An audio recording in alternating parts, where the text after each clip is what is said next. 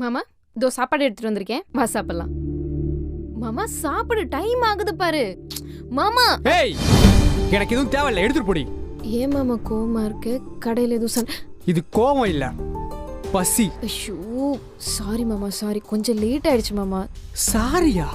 ஏண்டி காலங்காத்தால 3 மணிக்கு எழுந்து காய்கறி வாங்கி பழம் வாங்கி கடைக்கு தேவையான எல்லா சரக்கையும் வாங்கி அரக்க பறக்க வந்து கடையை திறந்து நாள் முழுக்க கால் கடுக்க நின்று வியாபாரம் பண்ணி பாரு, அப்ப தெரியும் பசிக்குதா இல்லையான்ட்டு.